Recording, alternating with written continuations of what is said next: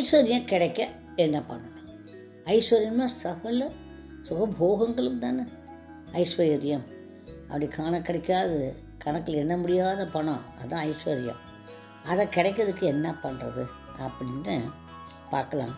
தேனி மாவட்டத்தில் துள்ளிமலை வேலப்பர் கோயில்னு இருக்குது. அங்கே கிருபானந்த வாரியார் போயிருக்காரு. அங்கே காட்டு அருவியில் தான் குளிச்சுட்டு விபூதி பூசிட்டு அப்படியே அங்கே வந்திருக்காரு. காட்டு அருவிங்கிறது ரொம்ப நல்லாயிருக்கும். விபூதி பூசிட்டு வெளியே வரப்போ ஒரு விறகை சுமந்துட்டு ஒரு மலைவாசி அங்கில் வந்திருக்காரு. அவர் அதெல்லாம் விறகை டபான்னு கீழே போட்டு அவர் பாதத்தில் பணிஞ்சு, சுவாமி ஐஸ்வர்யம் கொடுங்க சாமி அப்படின்னு கேட்டாராம். அப்படியே ஆச்சரியத்தில் அசந்து போயிட்டாராம் கிருபானந்த வாரியார். புரிஞ்சுதா?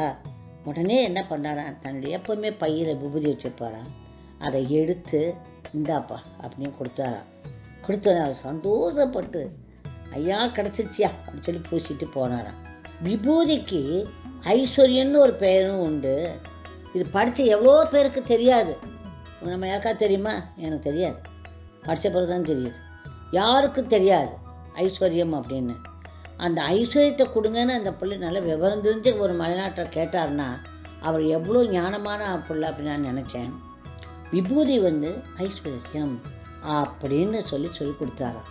அது மாதிரி தான் நாங்கள் என்ன பண்ணியிருக்கோன்னா, விபூதியை ஒவ்வொரு கோயிலுக்கு போகிறப்ப அந்த விபூதி நாங்கள் விட்டு கீழே போட்டுற மாட்டோம். வாங்கி நீங்கள்லாம் ஒரு எவசோட்டு கப்பு அங்கே வச்சுருப்பாங்க, அதில் ஓடுவீங்க.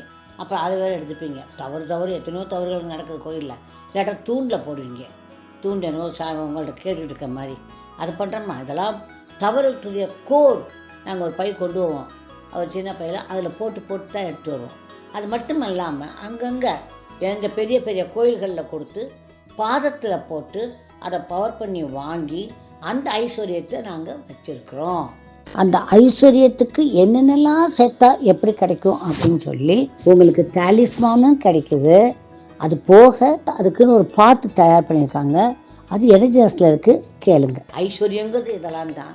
அதில் எல்லாம் அவ்வளோ பவர் இருக்குது அப்படின்னு சொல்ல வரேன்.